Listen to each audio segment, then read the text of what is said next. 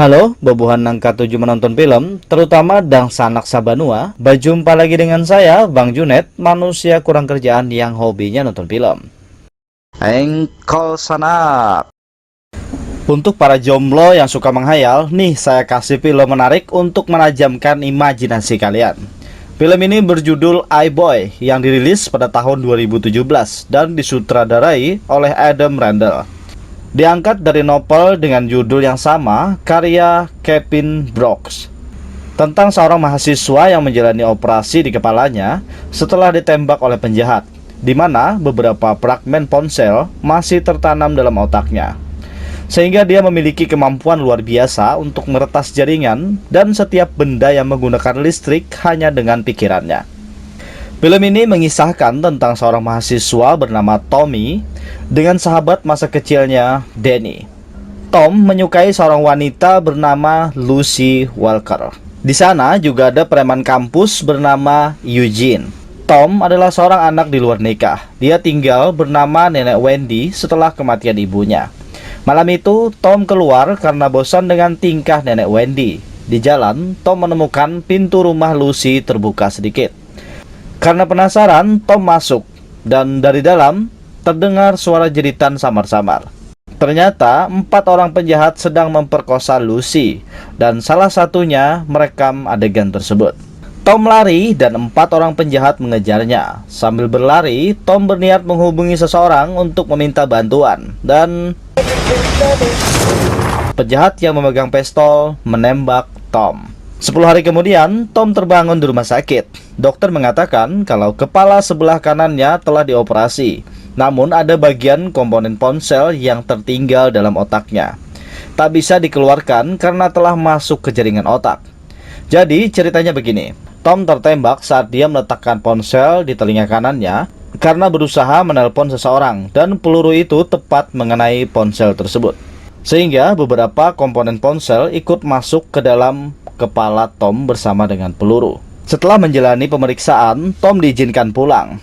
Tom sangat merasa bersalah karena tidak bisa menolong Lucy saat itu. Dan setelah dia pulang ke rumah, keanehan mulai terjadi pada diri Tom. Tom bisa mendengar percakapan orang lain di telepon, meski dia tidak menggunakan alat apapun. Hello to Lucy from Russia. Hari itu, Tom mengunjungi Lucy dan minta maaf karena malam itu Tom tidak bisa menolong Lucy. Lucy tidak mempermasalahkannya, toh semua sudah terjadi. Sudah beruntung tidak ada yang mati. Namun Tom punya pemikiran berbeda. Dia berniat mengungkap pelaku yang memperkosa Lucy.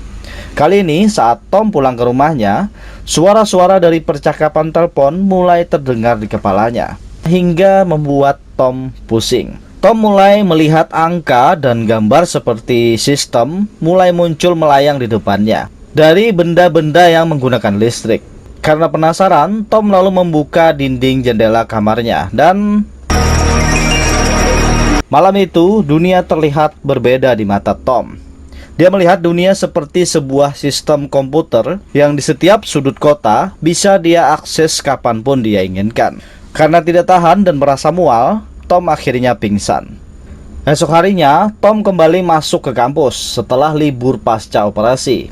Tom kembali bertemu Danny dan mengatakan kalau dia curiga Eugene terlibat dalam aksi pemerkosaan Lucy. Danny menyanggahnya, kalaupun Eugene nakal, dia masih punya batasan.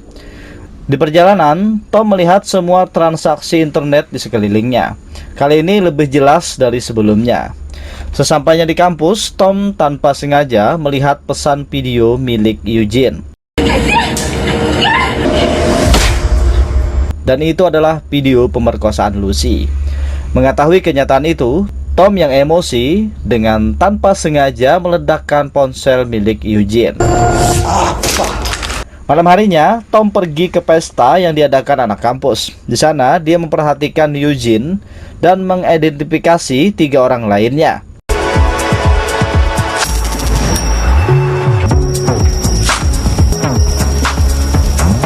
Yang ternyata 3 lainnya adalah anak buah Eugene. Kemudian Tom berjalan mendekati Eugene, namun Danny mencegah Tom dan menyeretnya keluar. Sekali lagi, Tom mengatakan pada Danny kalau Eugene adalah pelaku pemerkosaan Lucy.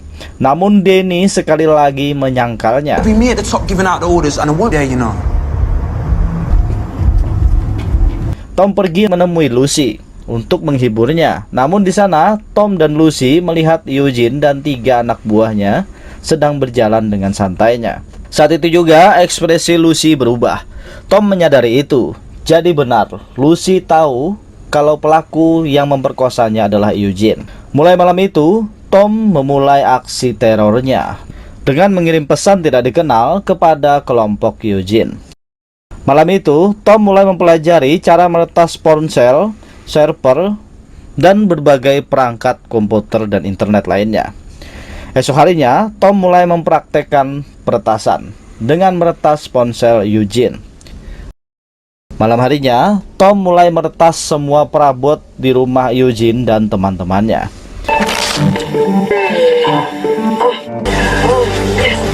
Anjay, si cungkring lagi coli coy.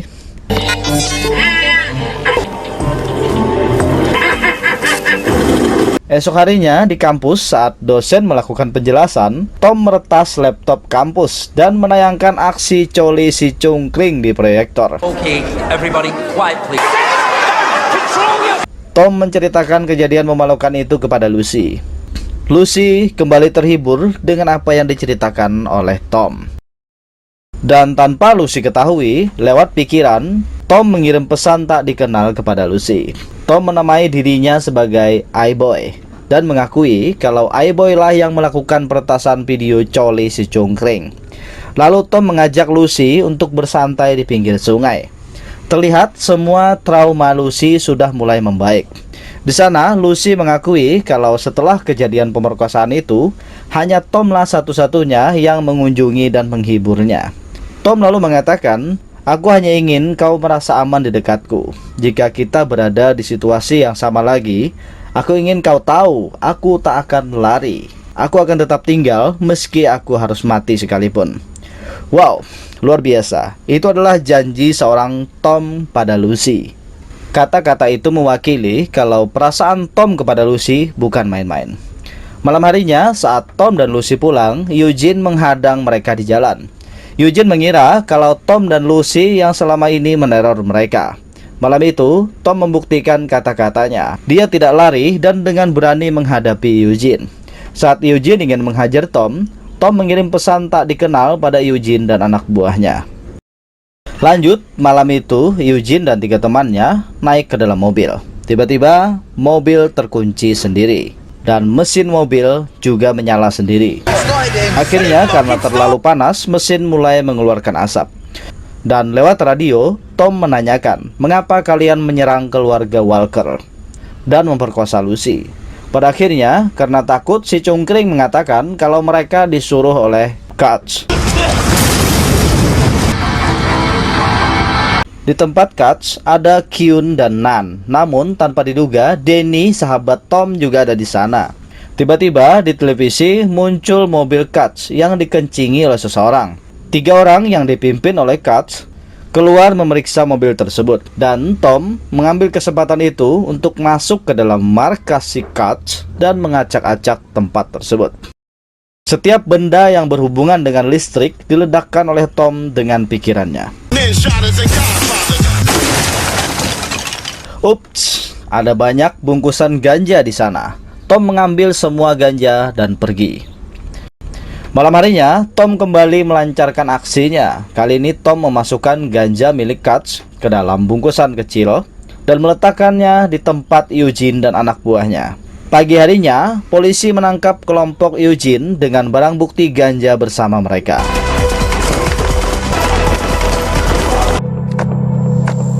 Sedangkan Katz, semua saldonya jadi 0. Malam berikutnya, Katz mendapatkan peringatan dari sang bos besar bernama Elman. Di atas gedung terlihat Tom sedang melacak keberadaan Elman, namun hasilnya nihil. Keberadaan Elman tidak terlacak oleh sistem, seperti ada sesuatu yang melindunginya.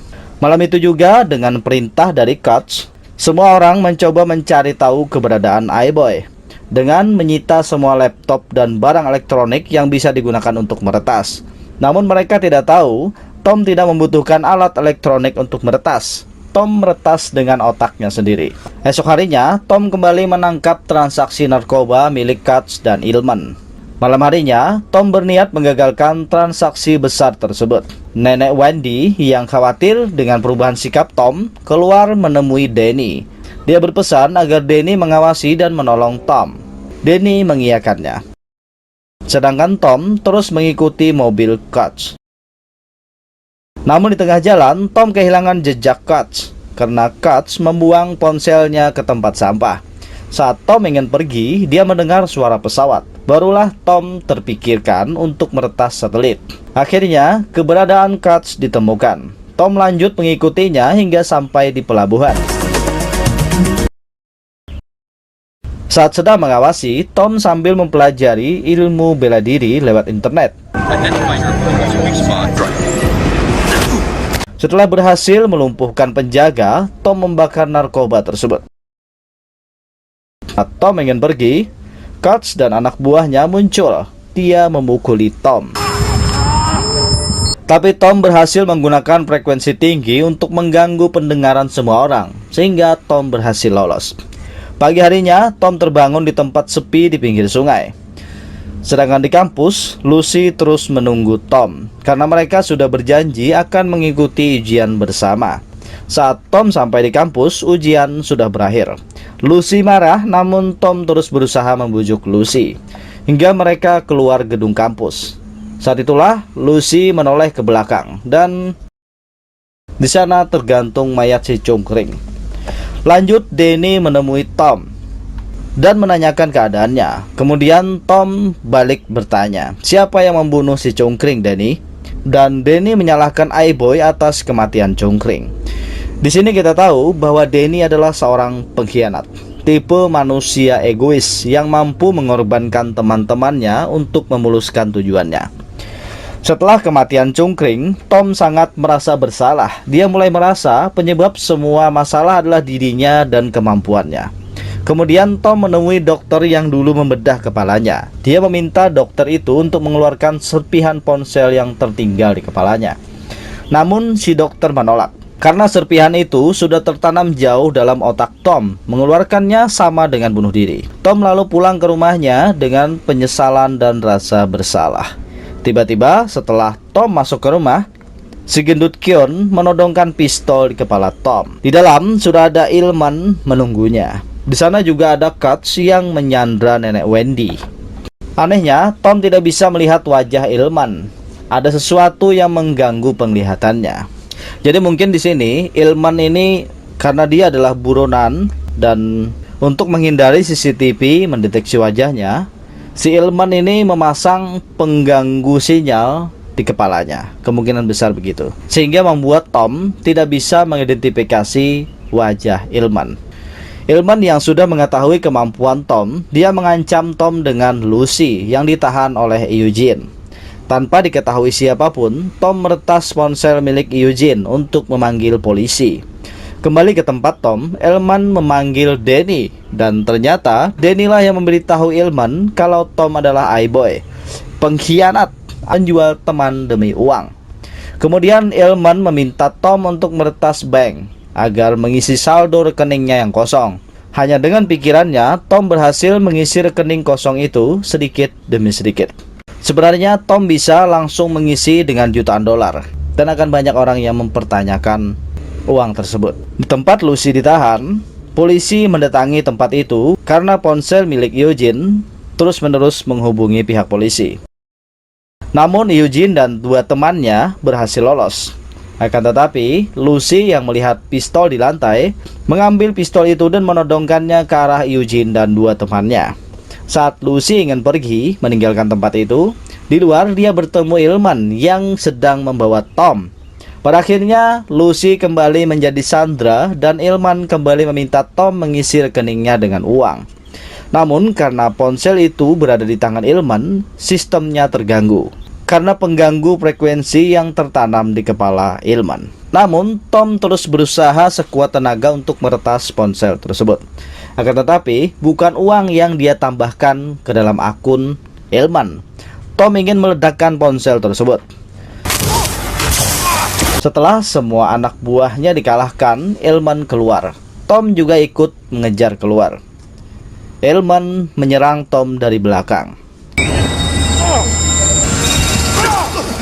Saat Ilman ingin membunuh Tom, Lucy menembak ke atas. Setelah menembak ke atas, Lucy dengan berani menembak Ilman yang mengenai tangan Ilman. Tapi karena Lucy gugup, dia tidak bisa mengendalikan diri setelah menembak Ilman, sehingga Ilman berhasil menangkap dan memukulnya. Dalam keadaan marah, dengan tenaga yang tersisa, Tom kembali berdiri dan dengan tekad untuk menyelamatkan Lucy, Tom berhasil mengeluarkan kemampuan kejut listrik bertenaga tinggi dan berhasil membunuh Ilman dengan sekali serang. Setelah malam itu, Tom kembali koma dan tersadar kembali setelah beberapa hari. Setelah agak baikan, Tom kembali masuk ke kampus. Di perjalanan, dia bertemu dengan Danny. Danny ingin meminta maaf dengan menyerahkan uang yang dia kumpulkan saat bekerja pada Ilman, tapi Tom menolaknya. Sekali lagi, Danny menganggap uang bisa menyelesaikan segalanya. Karena menerima penolakan dari Tom, Danny mulai jengkel. Dan dengan songongnya, Danny berkata, "Apakah kau merasa kau melakukan kebaikan dengan membunuh Ilman dan merasa telah menjadi pahlawan?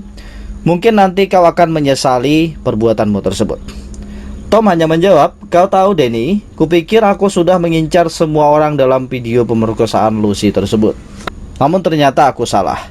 Aku terus berpikir tentang siapa yang merekam videonya." Dari kata-kata Tom ini, kita bisa mengartikan kalau dia sudah mengetahui kalau Danny adalah si perekam video. Di atas sebuah gedung, Tom dan Lucy bertemu untuk kencan pertama mereka. Dan Give you. I don't know if it ever really goes away. And then other people cook for them. In case you need me. film ini diakhiri oleh pasangan yang memupuk cinta mereka di antara hidup dan mati. Saya kira kemampuan meretas milik Tom hilang setelah membunuh Ilman. Dan ternyata kemampuan itu tidak hilang. Semua masih menjadi sistem di kepala Tom. Film ini mengajarkan kita tentang pengkhianatan dan cinta sejati. Danny mencontohkan sikap paling tidak berbudi yang tidak patut dicontoh. Dia mencontohkan bagaimana itu sikap manusia egois dan sikap seorang pengkhianat. Sedangkan Ilman, manusia serakah yang gila harta dan kekuasaan. Dia melakukan apa saja untuk memuluskan tujuannya. Sedangkan Tom mengajarkan kita arti kesetiaan. Meski Lucy telah ternoda, Tom tetap mencintai dan memperjuangkannya. Lucy mengajarkan kita menghargai perasaan orang lain dan menghargai orang yang mencintainya. Jadi pesan saya, hargailah orang yang mau berkorban untukmu. Karena belum tentu orang lain yang kau sukai atau orang yang kau kejar itu akan tulus mencintaimu. Akan tetapi orang yang rela berkorban untukmu, pasti dia tulus mencintaimu. Oke, semoga kalian terhibur dengan editan video saya yang seadanya ini. Saya Bang Junet undur diri dan sampai ketemu lagi di video selanjutnya. Subscribe apa channelnya? Ada kena. Baru bigi barang masuk deh. Like and share and subscribe.